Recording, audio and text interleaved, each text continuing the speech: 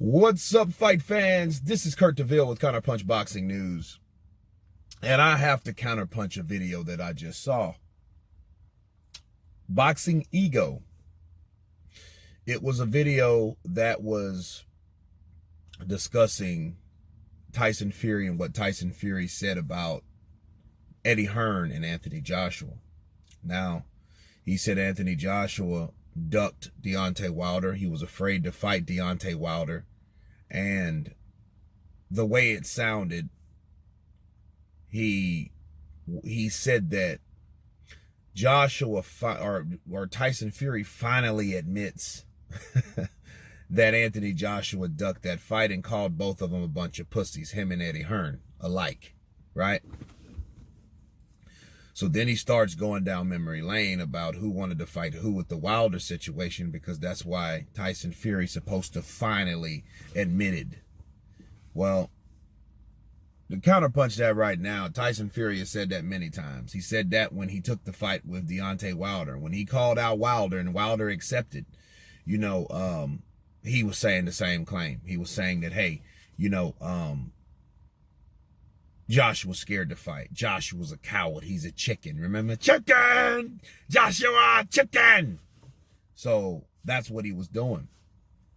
And he was saying that then. Now, Boxing Ego also reiterated that, Tyson Fury was like, oh, well, why did he turn down a Tyson Fury fight? They had all this ample opportunity to fight Tyson Fury. And they're from the same country, and why didn't they fight then? Okay, well, for one, Tyson Fury ain't fucking fought in 3 years prior.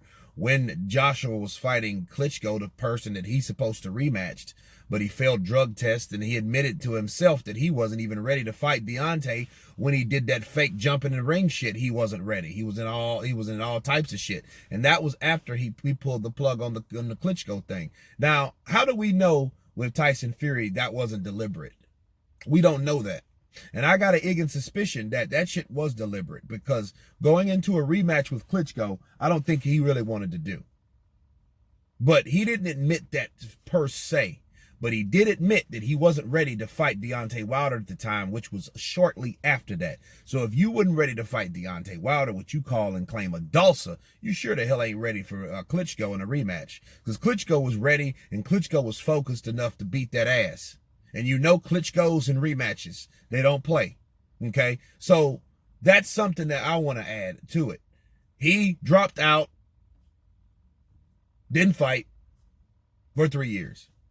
So how the hell Anthony Joshua was supposed to fight you?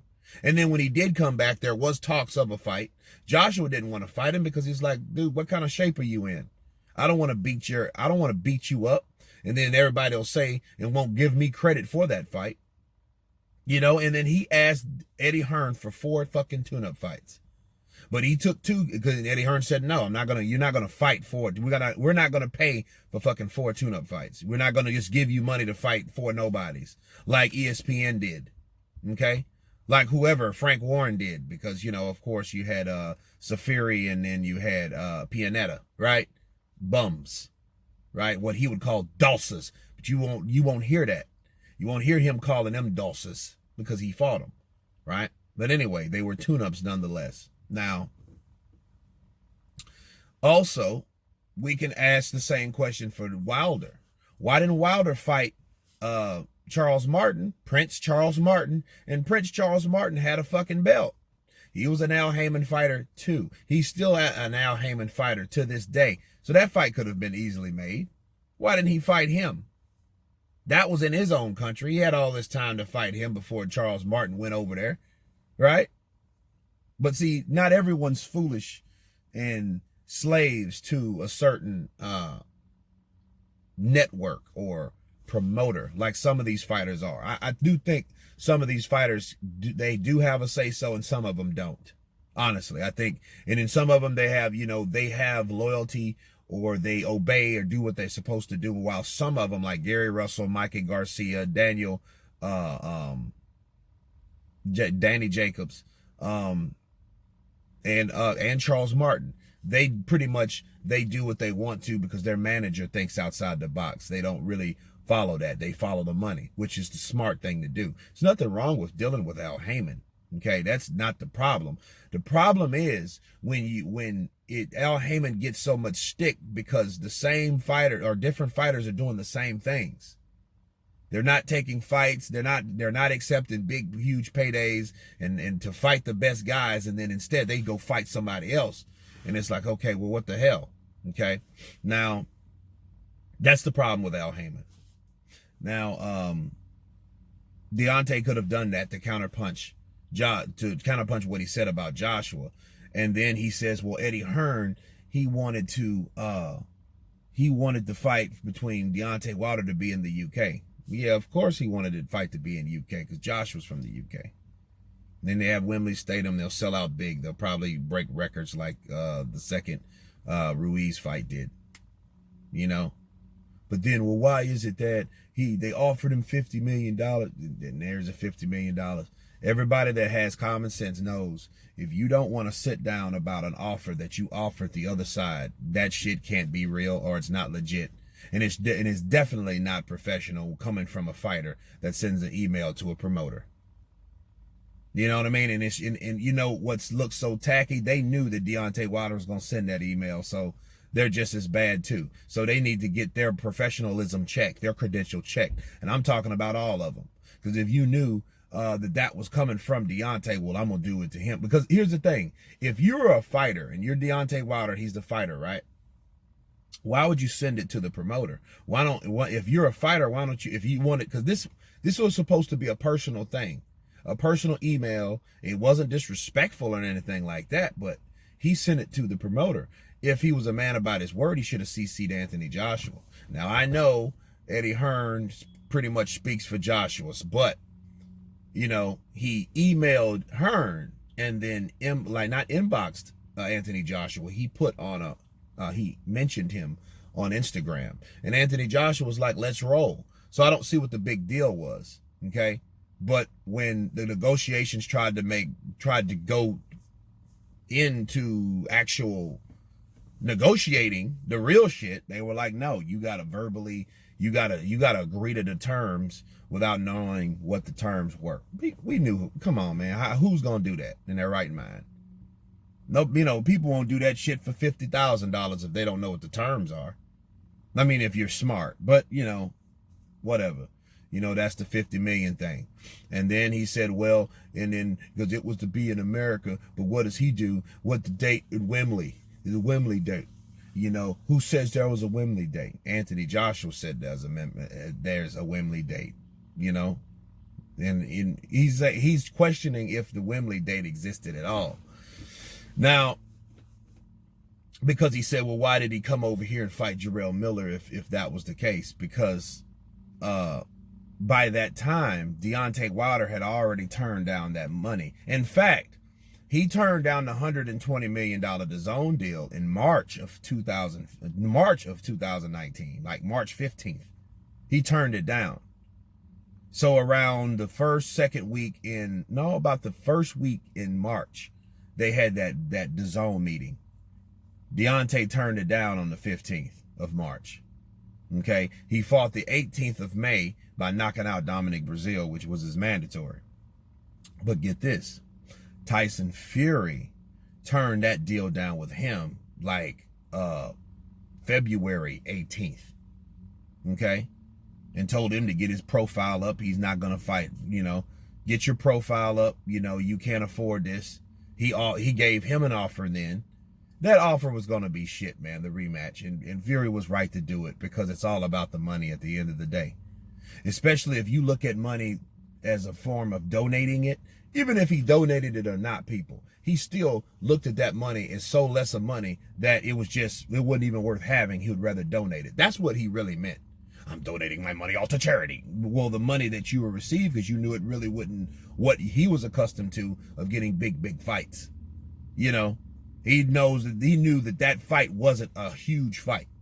Now they can market it to be what it is now, whatnot. Okay, cool. More power to him. But at the end of the day, he knew that money wasn't much. So when they were negotiating the rematch, they were simultaneously, had a deal going on with ESPN, and they took that deal with ESPN, which was a good move. Now, it spat all over the deal that Deontay Wilder had, but let's face it, Deontay Wilder's profile, even though it was rising, it wasn't where it is now. So why would he take that instead of that? I don't know what he's making now. I don't know what they're making. I don't know what the fight purses are, but I think that's kind of strange. You know what I mean? If somebody knows, let me know below in the comment section. But still, it's 50-50 now. It's kind of like the same deal. And you guys remember when all that happened. Deontay had ample time to fight Joshua. He didn't want to fight Joshua. Even when Tyson Fury turned down the $50 million, that was in February. You know what I mean? So what we can say for this now, you have February 15th. February 15th, he turned that deal down. You had March, then you had April. And it was like April 19th. So you had 2 months. But then how the fuck you gonna fight? Was it in December? You gonna fight in December? No, in late November, December, January, then February. So that's around the same time. You can fight Fury in this amount of time, but you couldn't fight Joshua in that amount of time. You see what I mean? It's a double standard. You can say, oh, well, he didn't have enough time. Damn, he knew what it was, but obviously he didn't care about. Deontay knew when that fight was. He knew when that fight could have been made if he wanted that fight made. Deontay was not interested anymore. He wanted Fury. And even when Fury showed him his ass, it didn't matter. There was really no true talks about it. They went to the DAZN meeting and all that. They did in March. They did that. But they only did that to see how much money they were being offered, okay?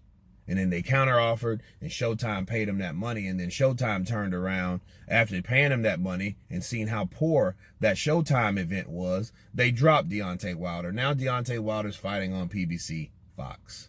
These are facts. Steven Espinosa didn't want that fight. We know this already. He wasn't even worth that, so he should have took the DAZN deal. Because even if he would have took the DAZN deal, how many fights did he have to fight?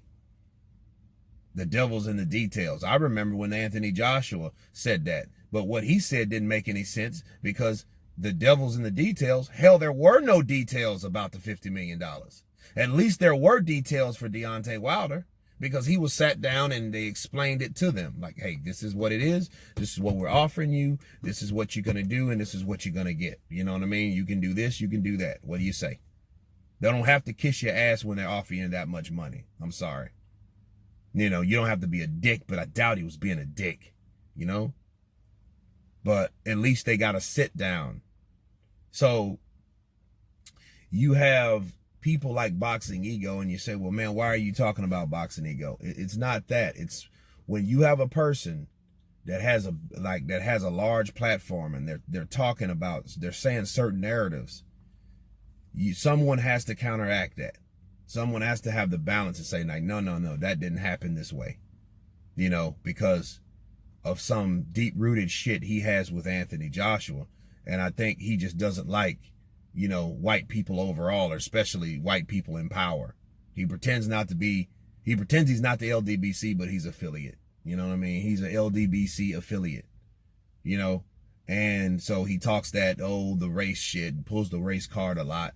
And what happens is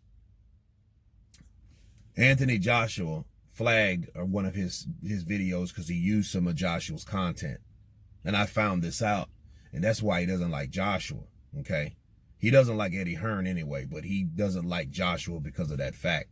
Because he felt like, that's his livelihood, and he felt they were wrong for doing that.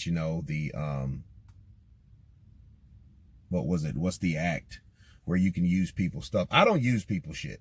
I don't use it at all. Because the moment you start doing that, that's when somebody could get your shit flagged.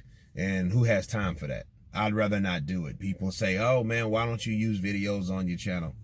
I'm not going to do that. The only video you're going to see is this video right here.